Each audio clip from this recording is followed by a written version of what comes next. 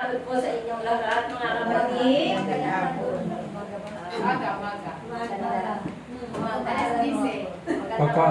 Magandang hari. Magandang araw po sa inyong lahat. Magandang hapon din. Magandang hapon. Magandang umaga na lang. Buhay ba ang Diyos? Yes! That is good. All the time. All the time. That is good. Palakpakan natin ang ating Panginoon. Praise the Lord. Ayan, sa ating pong pagpalakpak, tayo ay pinalaya So, na dati pa rin niya kayo dito. pinapalaya ng ating Panginoon. Yan. Binibigyan tayo ng biyaya at pinagpapala tayo ng Diyos. Amen? Abay, gabi.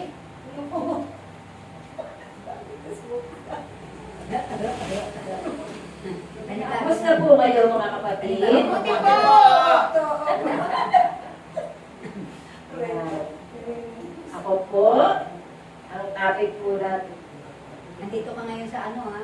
Nasa BJP. Nasa BJP ka ngayon. Kami mga Ano rin kami yung mga Kami yung mga ano. Police.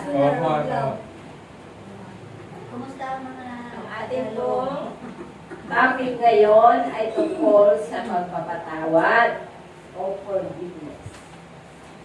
Ano-ano nga po ba ang mga sabi-sabi ng mga tao tungkol sa pagpapatawad? No? Karaniwan po nating naririnig na sa mga tao, bakit ba siya patatawarin? Paulit-ulit naman siya nagkakasala. No? At saka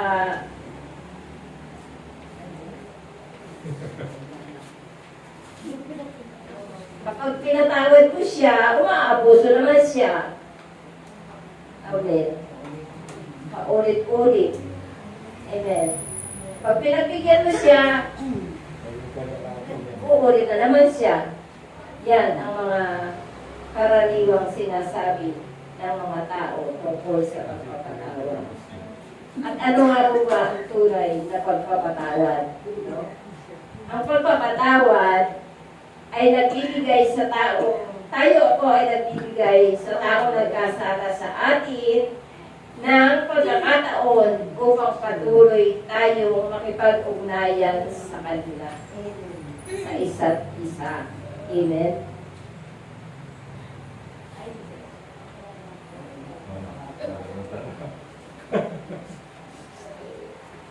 At kapag tayo ay nakakaroon ng mga hindi pagkakaunawaan sa ating mga mahal sa buhay at sa ating kapwa, ay napuputol ang ugnayan natin sa kanila. Amen?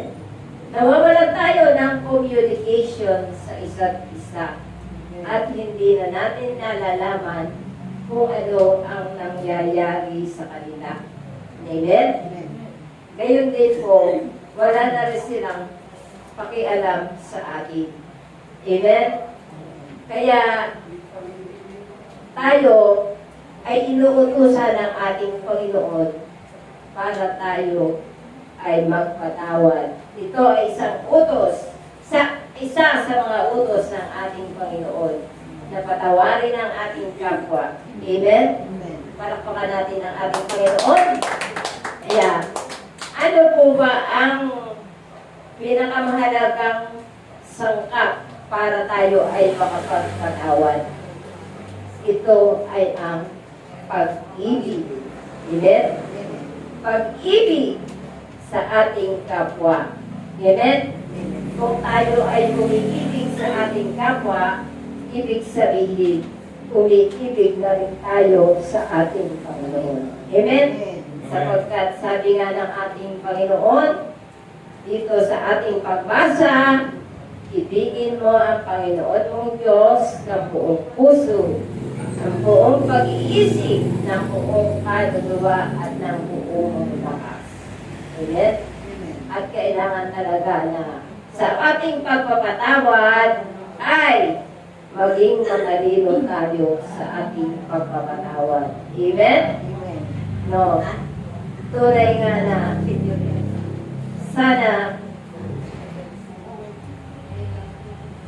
ay talagang sa pagpapatawad, kailangan tayo ay mayroong kababaang loob. Amen? Lagi nating iintindi ang mga nagawa sa ating pagkakamali ng ating kapwa. Amen? Kailangan talaga tayo ay maging maunawain. Amen? At sino nga ba ang dapat nating patawarin? Amen? Sino ba ang nangangailangan ng pagpapatawad natin? Then, siyempre, yung mga taong nagkasala sa atin. Yung mga nakasakit sa atin. Amen? Yan.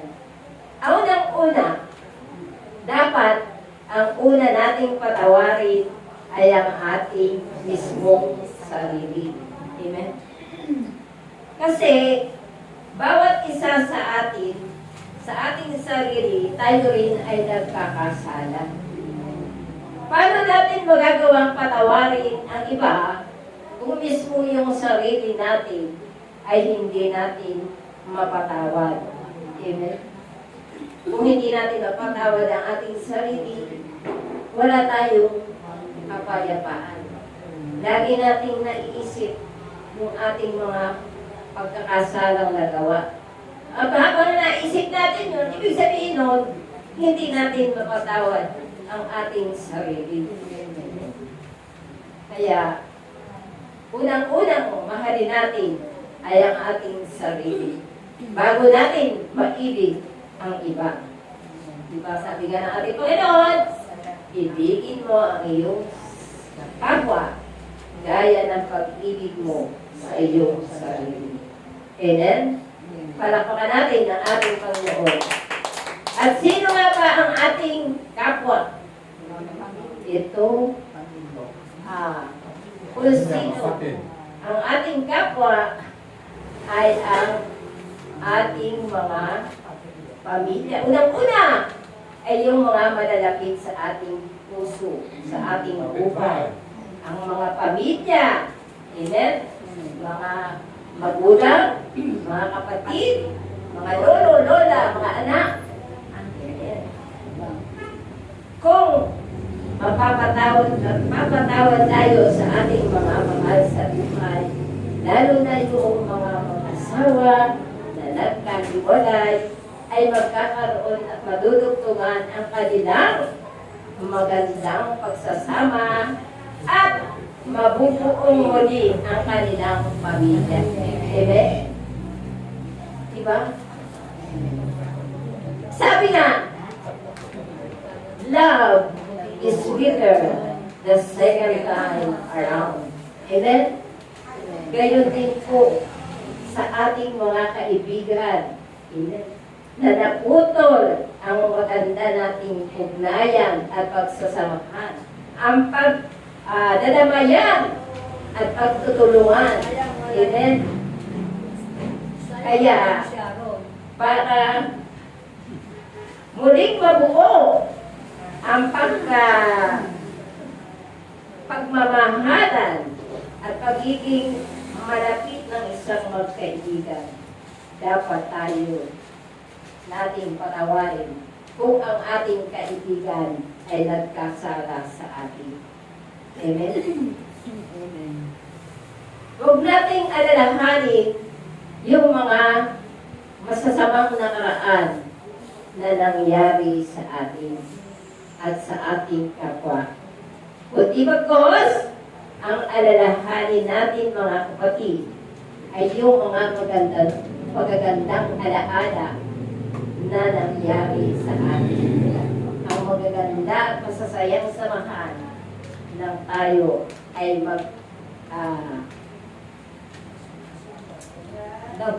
magkakasundo pa. Ang ating mga kaibigan ay lagi pa natin kasama sa ating kapwa, sa ating mga kapitbahayan, sa pagpapatawad sa ating mga kapitbahayan no? Para manumbalik ang magandang samahan. Amen? Sapagkat napakamahalaga ang isang kapitbahayan. No? Kung wala tayong, halimbawa, meron tayong pangangailangan na emergency sa ating buhay, sino ba ang unang dadamay? Hindi ba ang mga kapitbahay? Lalo pat tayo ay malalayo sa ating mga kamag-anak, mga kapatid. Ang unang dadamay sa atin ay ang ating kapitbahay. Kaya dapat mapanumbalik natin ang magandang pakikipagkapwa sa ating kapitbahayan. Amen? Naunawaan niyo po mga kapatid? Amen. Gusto niyo po? Amen.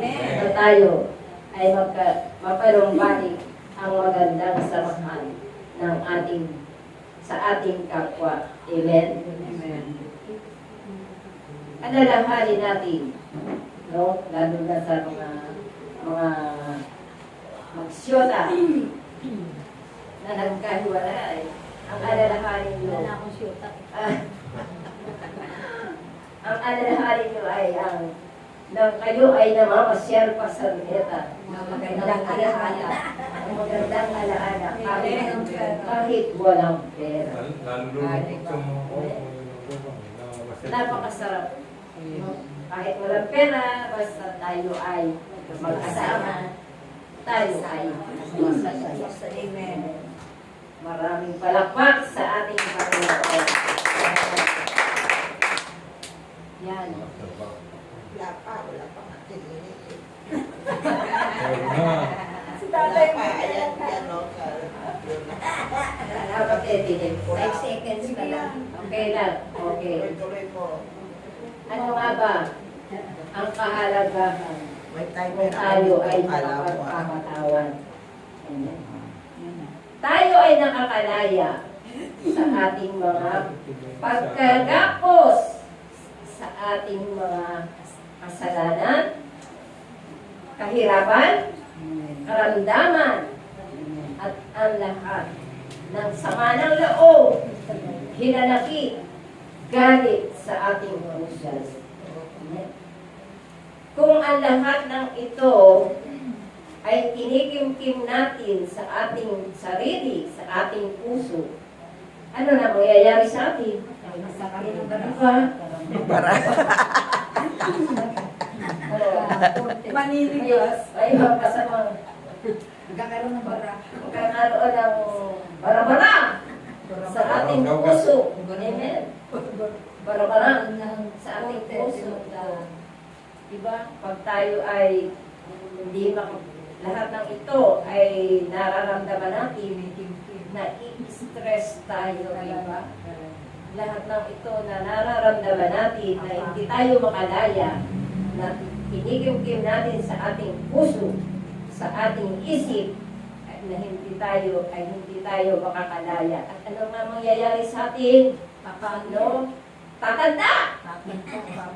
Papangit! Amen? Manghihina. No? Gusto nyo yun? Ayaw. Ayaw, siyempre. No? Ang gusto natin ay tayo ay makalaya sa lahat ng ating pagkagapos. Amen? At ang pinakamabisang paraan ay ang magpatawad tayo, palayain natin ang ating sarili sa galit, hinanakit, at sama ng loob. Amen. Palakpakan natin ng Panginoon. Yan. Kung nagagawa nating magpatawad sa ating kapwa, ay kailangan din tayo humingi ng kapatawaran sa ating kapwa. Kasi, lahat naman tayo ay nagkakasala. Amen? Walang perfecto sa atin. Perfecto. O perfecto. Yung pangalan lang. Sino po ba perfectist? Yan. Lahat tayo po ay nagkakasala. Amen? Walang hindi nagkakasala. Kaya marapat lamang din tayo ay humingi ng kapatawaran sa ating nagawang kasalanan. Sa mga taong nasaktan natin, natulutan natin ang sama ng loob. At higit sa lahat, sa ating Panginoon na nagawa natin ng kasalanan. Amen? Kung tayo ay, sabi nga, kung hindi tayo magpapatawad, hindi rin tayo patatawarin ng Diyos. Oh. Paano tayo patatawarin ng Diyos kung hindi tayo hihingi ng kapatawaran? Amen? At ang pagpapatawad ng Diyos ay mahalaga. Napaka mahalaga.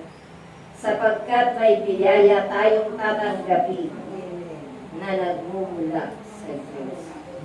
May kapangyarihan ang pagpapatawad sa atin ng ating Panginoon. Yun nga, ang ating Panginoon ay kung nagagawa niyang magpatawad, sabi nga, magagawa rin niyang ipagkaloob sa atin ang lahat ng ating mga kahilingan. Amen? Sabi nga, kung tayo ay pinatawad ng ating Panginoon, tayo ay nagiging malinis na. Amen? Pinipihisa na tayo ng bagong kasuotan. Nahuhugasan na sa pamamagitan ng pagpapatawad ng ating Panginoon ay nahuhugasan na ang ating mga kasalanan. Amen? Amen. At nakakalaya na tayo sa lahat ng ating pagkagapos. Amen? Pagkagapos sa kahirapan, pagkagapos sa kaguluhan, pagkagapos sa karamdaman, pagkagapos sa kasalanan. Kaya, napakamahalaga na tayo ay magpatawad at humingi din tayo ng kapatawaran sa ating mga nagawang kasalanan.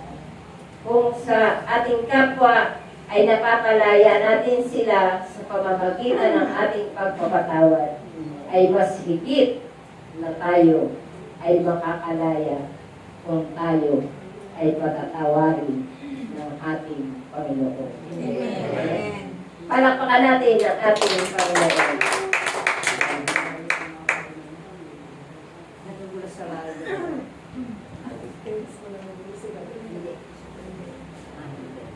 Hey! Hindi na ako. Yan. Gusto niyo mga kapatid Amen. na kayo'y makaraya Amen. sa lahat ng ating pagkagapos? Amen. Guminhawa ang ating pakiramdam? Amen. Gumaan? Amen. Ang mawala ang mabigat na dinadala sa ating buhay? Amen. Amen. Napaka. Yan naman talaga ang minimithi nating lahat. Na tayo ay pagpalain ng Diyos. Amen. Na tayo ay makalaya sa lahat ng ating pagkagapos. Amen. Amen! Amen. Yan. At mula po, maraming salamat po sa inyo mga kapatid, sa inyong pakikinig. Ngayon po, tumayo na po tayo at tayo po ay dadako na sa ating panghuling pananalangin. Sa ngala ng Ama at ng Anak at ng Espiritu Santo. Amen. Ama naming Diyos na makapangyarihan sa lahat. Kami po ay nagpupurit at papasalamat sa araw na ito. Sa inyo pong napakagandang mensahe para sa aming lahat, Panginoon. Maraming salamat po, Panginoon, sa mga aral na aming napakinggan, Panginoon. Salamat po, Panginoon, at binuksan niyo ang aming mga puso at isipan, Panginoon. Salamat po, Panginoon, sa pagpapalaya niyo sa bawat isa sa amin sa lahat ng aming pagkagapos. Tunay nga po, Panginoon, na kayo lamang talaga ang tunay na makapangyarihan sa lahat, na siyang gumagabay at pumapatnubay sa amin, na nagpapalaya sa amin sa lahat ng aming mga kasalanan. Nawa po, Panginoon, bigyan niyo kami ng katatagan at ng katapangan, ng lakas ng loob, para ang lahat ng aming mga nagkasala sa amin ay mabigyan namin ng kapatawaran, ng may kababaang loob at may pangunawa, Panginoon. At gayon din po, Panginoon, nawa po, Panginoon, ay tuloy-tuloy niyo na rin pong mapatawad kami sa lahat ng aming mga pagkakasala at maipamuhay namin ang lahat ng aming napakinggan sa oras na ito. Ang lahat po ng ito ay sinasamo namin at idinadalangin sa makapangyarihang pangalan ng Panginoong Kristo, kasama ng banal na Espiritu Santo. Amen. Luwalhati sa Ama, sa Anak, at sa Espiritu Santo.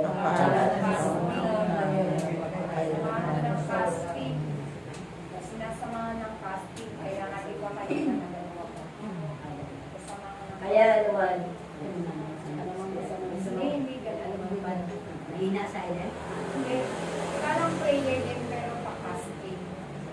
at sa pangalan ni Jesus, Ikaw, sister. Bawa, parang ano ba, yung mga laman ng aming puso, alisin mo ang galit sa aming puso, yung ganon. Parang, kaya, wag yung ka parang magka-fasting. Yung prayer mo parang pa-fasting. kaya po, Panginoon, sinasama namin na anuman ang mga bumabagabag sa amin, anuman ang mga nasa aming, ang lahat ng galit sa aming puso at mga hinanakit sa manang loob ay nawa, Panginoon, ito ay tanggalin mo sa aming mga puso at isipan, sa aming damdamin, sa pangalan ng Panginoong Jesucristo, kasama ng banal na Espiritu Santo. Amen. Sige na. Wala. Walhati sa Ama, sa Anak, at sa Espiritu Santo. Kapasuna ngayon. Sa ngalan ng Ama, ng Anak, at ng Espiritu Santo. Amen.